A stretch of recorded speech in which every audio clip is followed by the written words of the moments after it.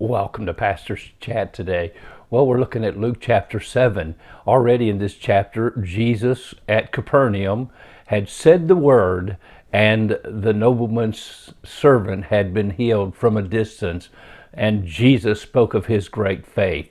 Now, Jesus leaves Capernaum with a large crowd. We're not sure where they were all from, and he makes his way to the little city of Nain. This is a city about 24 miles away from Capernaum. Probably took a day's walk to get there. Jesus would have left early in the morning, and what takes place in these verses must have happened toward the evening as Jesus meets this crowd of people coming out of the city of Nain to bury the son of a widow. So let's read these verses. And so it says in verse 11. Now it happened the day after the nobleman's servant was healed, that he went into the city called Nain, and many of his disciples went with him, and a large crowd. And I think that's interesting that Luke mentions a large crowd. So you can just picture this large crowd of people with the disciples of Jesus following along with Jesus, talking about what just happened with the with the centurion servant. And now Jesus is speaking, he's walking, they're rejoicing, they're happy. And so it says in verse 12, and when he came near the gate of the city, behold, a dead man was being carried out, the only son of his mother, and she was a widow. And a large crowd from the city was with her. And when Jesus saw her, he had compassion on her and said to her, do not weep. And so you see two crowds. This crowd that's with Jesus, that's happy, rejoicing, excited, a crowd full of life.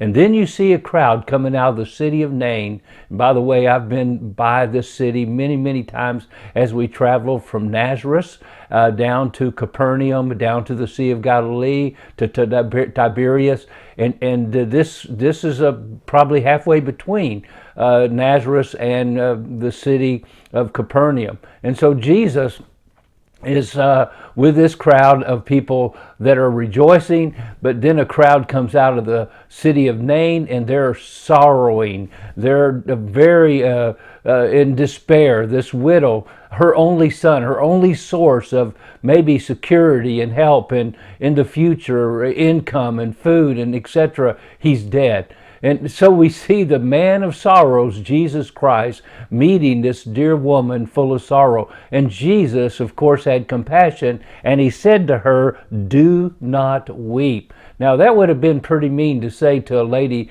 who just lost her son, do not weep. But no, it was Jesus speaking to her.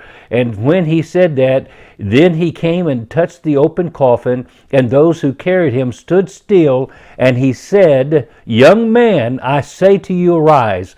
So he who was dead sat up and began to speak, and he presented him to his mother. Then fear came upon all, and they glorified God, saying, a great prophet has risen up among us, and God has visited his people. And this report about him went throughout all Judea and all the surrounding region. So another great miracle. Now in the ministry of Jesus, we find that in the Gospels, he raised 3 people from the dead. He raised this man, the first one we have record of. The second was Jairus' daughter, and then the third one was Lazarus. And interesting, he spoke to all of them. All of them. He spoke to them as if they were alive. Whenever Jesus came in contact with a funeral, I'm telling you, my friend, death had to flee. The last enemy had to run because they met the master and the author of life.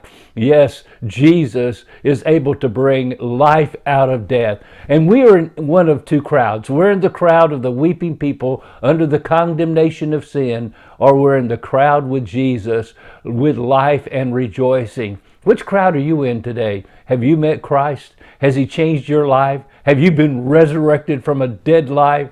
You were dead in trespasses and sins, but now you're alive in Jesus Christ. That's my prayer, that you'll meet Jesus. And when you meet him, everything changes. Well, God bless you, and you have a wonderful, wonderful day.